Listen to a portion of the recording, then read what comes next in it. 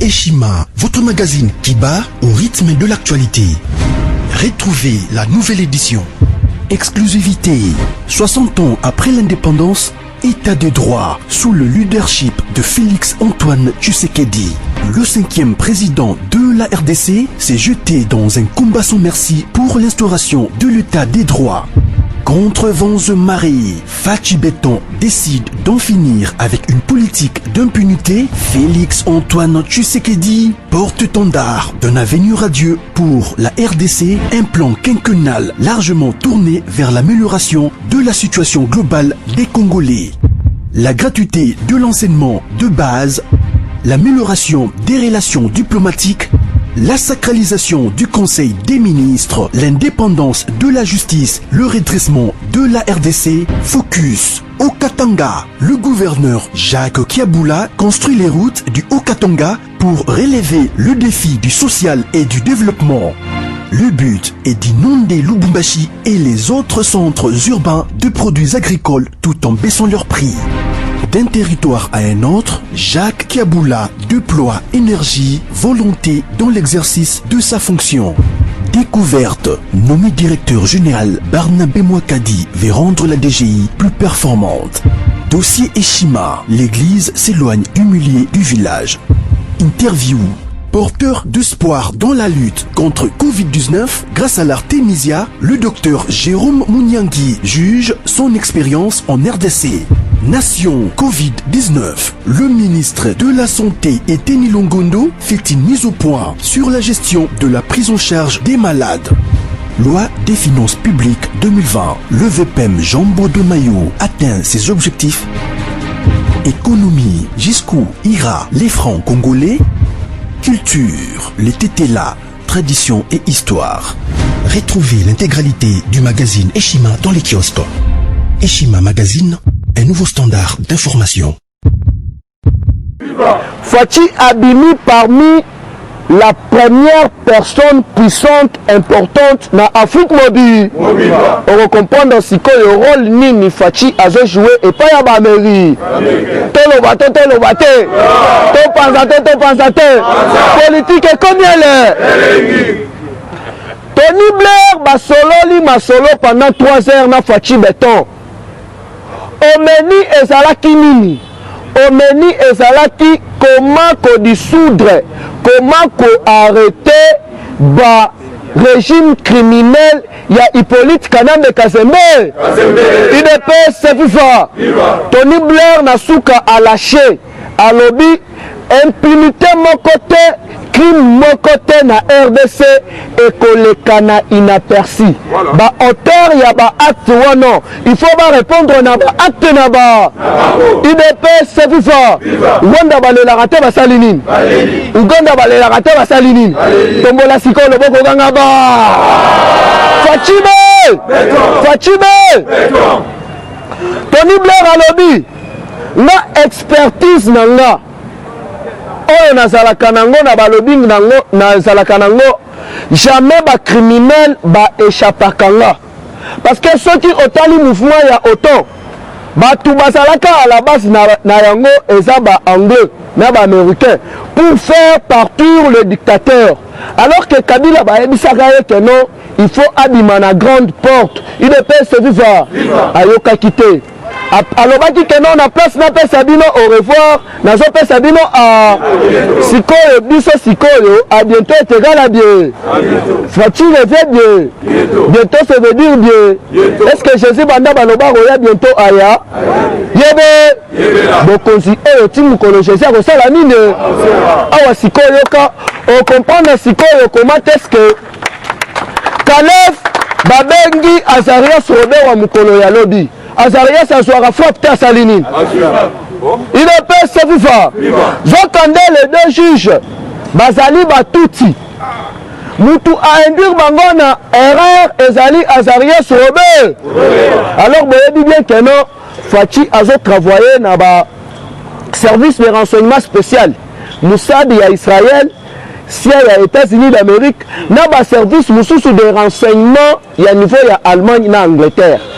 babloke conversation na bango na Kenya roi nazoyebisa ye keno Robert rassuré bango keno ndenge ezali wana baordonnance wana ekozala rejeté sikoyo bajuge wana balelaka te basali nini bapesi bango 30 jours badémissionner pas seulement bakodémissionner mais il faut bakanga mpona haute tra UDPS viva na minute oyo mutu azocoordonner justice eza na maboko ya Fachibe yango oyo kilo bingo imulunda lelaka te asali nini UDPS viva oteno oyo ekomi dictature yango ebandeli wo parce que balobaki na bango keno a bientôt là il faut basala bango audit ekobanda epai ya administration ya malumalu ekiti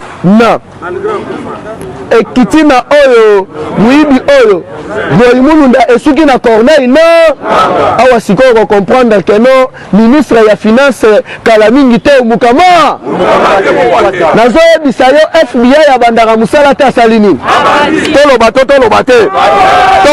topanza te tombola loboko sikoyo ganga ba UDPS viva oyebi bato oyo balingi kotika kimuyibi te batu oyo donc bakata bango zoloko ya kimuyi zokande sele ya laguli auti kolia plus de 10 millions de dollars ya ba entrepreneur moko boye donc c'était prévu baya na 2000 c'était prévu baya à l'époque na bango yesko ale mbongo na bango parce que FCC bandaki ko fonctionner ndenge nini Tibo Moni Fachi a initié système ya kosala conseil des ministres chaque vendredi. UDPS viva.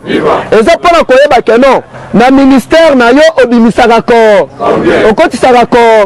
Alors que à l'époque na bango chaque combattant nazo ebisabino ministre azana ba commissionnaire na ndenge ya libanda. Ba commissionnaire ya ba ministre ya ba ancien ministre ya FCC ezalaka ba ambassadeur na bango na ba mboka différent. Surtout na ba mboka asiatique. Obo bandaki koya plus kotonga ndako na bango privé et bana ko salande ni ambassadeur akobenga ye bon ba chinois songolo pakala basoyana marché boy leur yozo sala marché wana bombelanga 10% na nga yeta zana 10% na ye Olive zana 10% na ye Zoé 10% nani Kabila 10%. UDPS viva donc yango mona ki keno batwana balaki na balese aller makasi siko na minute il faut basala audit ya ba ministre nyoso balekana na République démocratique du Congo à l'époque ya Kabi tant que Fachi ti asengaka bango betela na Fachi babo makasi UDPS viva à l'époque ya nomination ya ba ministre boyoka ki chef de l'état asengi na poste moko 3CV UDPS viva ba minako bakotisaka ba CV te basalini ba boshabu bakotisaka te basalini zokande ezalaki ba CV po bayeba keno asala wa CV na bango ezalini à bientôt là audit ya ba ministre nyoso ya Kabi okokimela wa UDPS viva Shadara alingaki akima feru Angola mukama zongana ko UDPS viva kuna na Kasai bazozela yo sikoyo awa na époque ya Fachi chaque vendredi conseil des ministres papa ogo ibela wa papa ministre yebisanga na semaine okotisi ko mo passé okotisaki ko tombola loboko kanga ba mwana yanko ya zalinko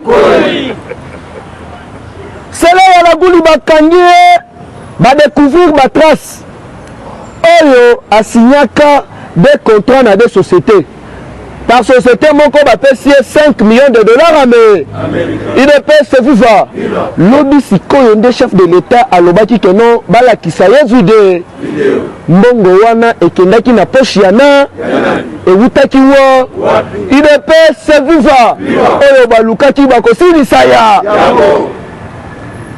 na suka na yango awa sikoyo ka place on comprendre que non pour na Kabila amata akita aboué Tony Blair a lebi mais comment se fait-il que les députés congolais bako voté balo moko ezanga nango mutuna makolo il y a un président sortant abanda ko sokutu mbongo ebele 650 000 dollars américains que le Canada président en place alors que azalaka un président criminel oyo kutu akenda plus loin ya koboma no des experts ya ONU ya koboma envoyé spécial ya komenacer de mort envoyé spécial ya États-Unis d'Amérique na République démocratique du Congo. UDPS viva. À bientôt pe Louis Michel alobi azobimisa documentaire ya ba assassinat nyoso oyo Kabila aboma batuande. Tous les généraux, général Baouma, général Mamadou, ba famille na bango basala plainte te basalini. Na cour constitutionnelle il faut ba entendre Joseph Kabila. UDPS viva. Mais Tony Blair alobi boy. Jamais Kabila bakosambisa ye na RDC. Soki basambisi ye na RDC, moyen communauté internationale balandela ye lisusu ezalité. Ye normalement il faut akende mbala moko sepe. Yango alobi ke non ndenge ezali wana bamata bakita. Crime moko te ekoleka inaperçu na République démocratique du Congo. Ah sikoyoka. Na directrice ya sika oyo banome na SNEL, malgré babandina no reprise te. Oyo babengi bien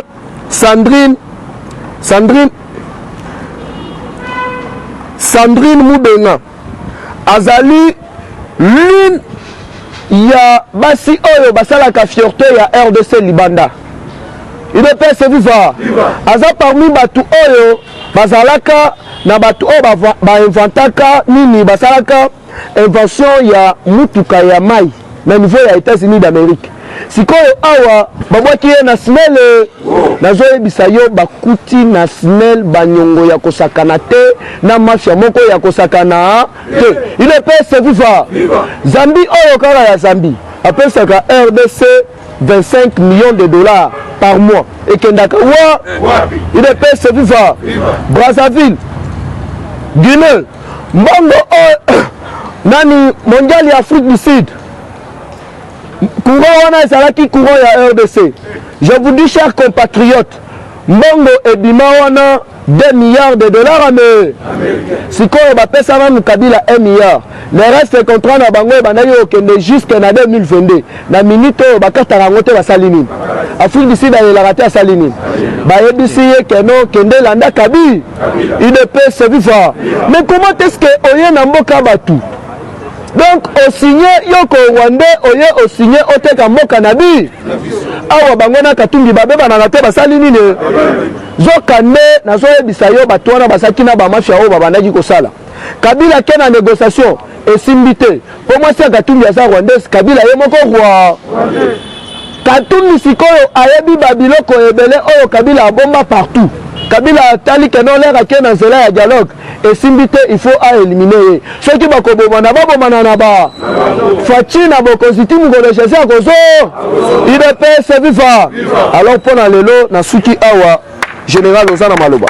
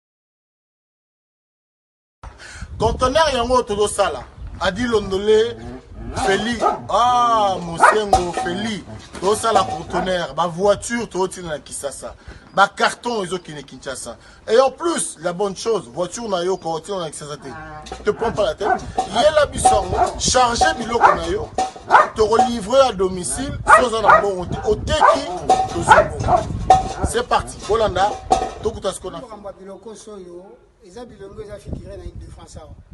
Il y a sika na milieu ya matinda ezate eza biloko toyanoosala ngo tant des années mais à un certain moment ya koleka baoyo toleka tose rattraper ochange kaka réseau na connexion conteneur yango oyo eza en live omona plaque ya bruxelles baye kodifferent dia na 11 euti anverse facilité eza nini toremarke ke na réseau ya matinda balema ebele baza na badifficulté masa kopeye car bien abundi acharge masa na car acharge a 207 na ye ekendaka ti oza na car na yo voiture otya babilokos na kati ekendaka ti oye tosali bapapier tosali 30%. Voiture ekomi na Congo nga na fretango na conteneur ntango akoteka nga na teki nalongoli fret na nga na pourcentage yo zwi le reste na yo. C'est-à-dire que